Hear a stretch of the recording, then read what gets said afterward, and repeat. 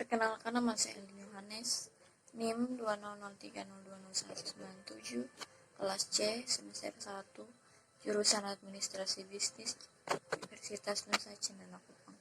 Saya akan mereview buku pengantar sosiologi yang ke-15. Historisitas individu. Sejarah orang hebat hanyalah sebuah cabang dari sejarah struktur sosial secara umum yang didefinisikan secara empiris.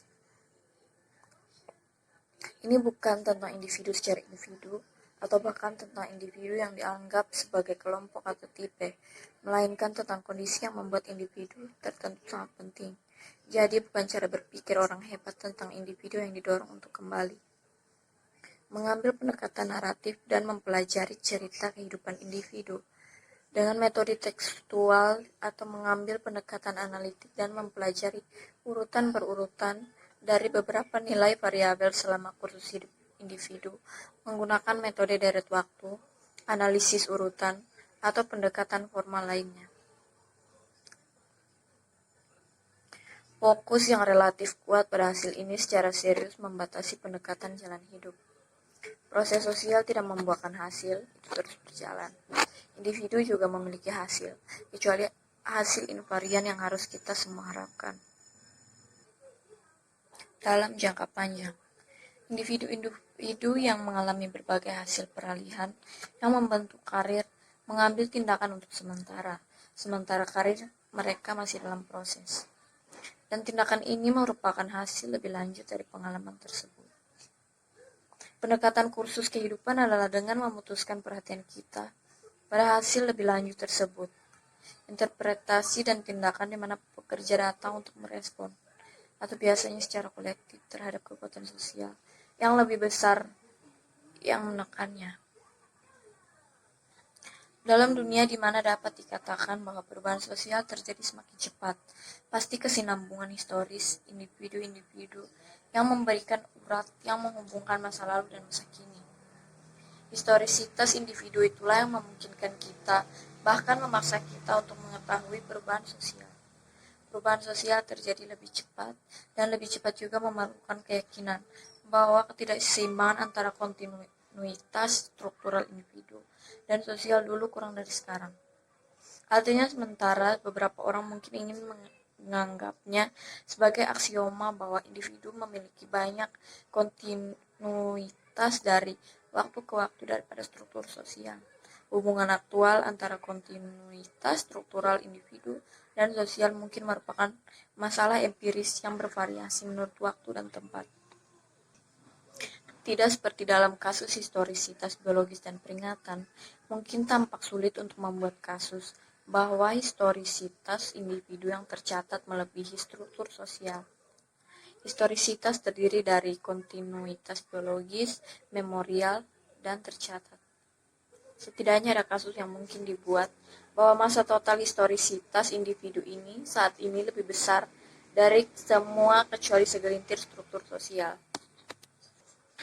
Tapi mereka tidak menjulang di atas masa besar historisitas individu, karena sementara kontinuitas ini menghadapi kekuatan sosial besar dari argumen pembagian kerja, konjungsi teknologi, kedatangan kapitalisme dengan bobot yang sangat besar, dan bandel dari material manusia yang sangat spesifik yang sangat membatasi apa yang kekuatan besar sebenarnya bisa tercapai. Semua survei yang diulang secara berkala, sebagian besar merupakan survei panel implisit, kumpulan atribut dan pengalaman pribadi yang dibawa melalui waktu ini, dapat dianggap sebagai jenis historisitas keempat, yang disebut substantif. Konsep familiar yang mewujudkan historisitas substantif adalah konsep pendapatan seumur hidup, yang telah melihat penggunaan yang bermanfaat sebagai ukuran ketidaksetaraan.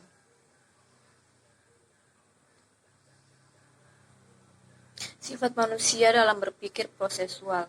Yang paling mudah dikejar adalah persoalan sejarah individu itu sendiri. Sejumlah kekuatan yang mendukung pemeliharaan kontinuitas di sepanjang garis keturunan individu, objek fisik atau biologis, memori, dan penyimpanan catatan yang disengaja. dan tampaknya cukup jelas bahwa kekuatan-kekuatan ini penting untuk memahami kesinambungan aktual dari waktu ke waktu, hal kelompok sosial seperti pekerjaan atau kelas sosial atau kelompok etnis.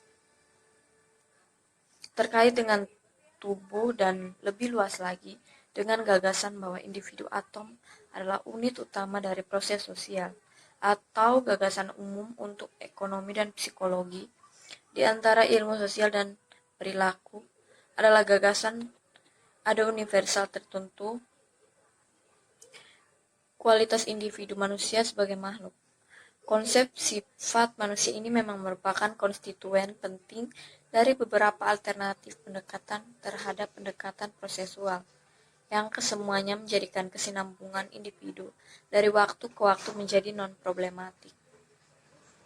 Dalam perjalanan kehidupan akademis, seorang ilmuwan sosial yang bekerja pasti akan melawan banyak konsep tentang sifat manusia. Tetapi di perbatasan sosiologi dengan disiplin ilmu lain, seorang ilmu berinteraksi dengan rekan kerja yang percaya pada sifat manusia. Kebangkitan kembali psikologi dan wujud biologis barunya telah dimulai. Kita harus memulai dari awal dengan menggambarkan apa yang menjadi masalah dalam percakapan yang kita lakukan tentang masalah ini. Masalah pertama adalah bahwa istilah tersebut dapat menjadi kenyamanan nominalis belaka yang menunjukkan beberapa rangkaian hal yang didefinisikan secara dan oleh karena itu, definisi ada seperti dalam sifat manusia terdiri dari aspek pribadi yang umum bagi semua individu manusia. Kedua, istilah sifat manusia bisa menjadi kepercayaan menyesatkan nominalis yang yaitu pelabelan sesuatu yang secara spesifik tidak ada di dunia kehidupan. Atau lebih ekstrim lagi, itu bisa menjadi performatif, berniat untuk membuat kita memperlakukan sebagai realitas hal-hal yang terkandung dalam konsep kodrat manusia tertentu, mengikuti diktum terkenal W.I. Thomas bahwa jika manusia mendefinisikan situasi sebagai nyata, mereka nyata dalam diri mereka sendiri. Dimensi sifat manusia. Ada 3 hal tentang definisi kasar itu, yaitu 1, kemanusiaan, yang kedua asumsi yang kita gunakan dalam praktik, yang ketiga untuk menemukan. Pertama, ada pertanyaan tentang situs sifat manusia. Sementara sebagian besar konsep memahami sifat manusia sebagai hal yang diwariskan pada individu manusia, sebagian besar bahwa sifat manusia diwarisi dalam kelompok secara terpisah atau bahkan seluruh spesies. Seseorang dapat melihat naluri hanya sebagai istilah yang digunakan untuk melabeli setiap kualitas orang yang 1. Konstan, 2. Diwujudkan dalam setiap contoh suatu spesies, dan 3. Sangat penting, tetapi 4 dapat diremehkan dari hal lain-lain. Kategorisasi kedua mengklasifikasikan konsep sifat manusia berdasarkan apa mereka melibatkan emosi, tindakan atau makna, 3 zona dasar pengalaman manusia. Ada beberapa pendekatan terhadap manusia. Pendekatan Freud adalah yang paling jelas, yang terutama berkaitan dengan emosi. Prasangka Freud tentang sifat manusia menyangkut energi psikis, struktur kendali impuls, dan keinginan untuk seks, perdamaian, dan bentuk kepuasan emosi lainnya. Yang pasti ada beberapa Freud yang berbeda selama hidupnya, dan yang menarik uniknya untuk sifat manusia bergeser sampai batas tertentu dari individu dalam pekerjaan awal dan tengahnya ke kelompok sosial dalam karya selanjutnya.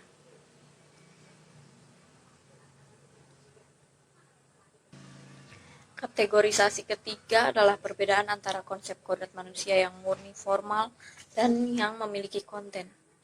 Dimensi terakhir dari konsep kodrat manusia adalah mutabilitas. 4 dimensi yang membedakan konsep-konsep tentang manusia. Yang pertama, apakah mereka secara prinsip berkaitan dengan individu atau kelompok sosial manusia? Yang kedua, apakah mereka pada dasarnya menyangkut emosi, tindakan, atau makna? Yang ketiga, apakah itu formal atau substantif? Yang keempat, apakah mereka mengakui perubahan atau bersikeras pada keteguhan. Sifat manusia dalam pemikiran prosesual. Perubahan bukan stabilitas, adalah keadaan alami dari suatu sosial. Langkah seperti itu membuat penjelasan tentang stabilitas menjadi pertanyaan sentral dan teori sosial.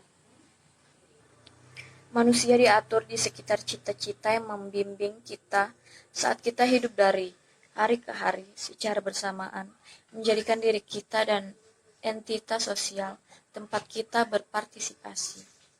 Ini secara longgar dapat disebut simpati, keharusan, dan kebenaran, tetapi mereka memiliki konten substantif dan bahkan bentuk yang dengan sendirinya selalu dibangun di tempat-tempat tertentu dalam proses sosial. Mereka adalah kesatuan dasar, tetapi budaya dapat dan budaya kita memutuskan untuk memisahkannya dengan berbagai cara.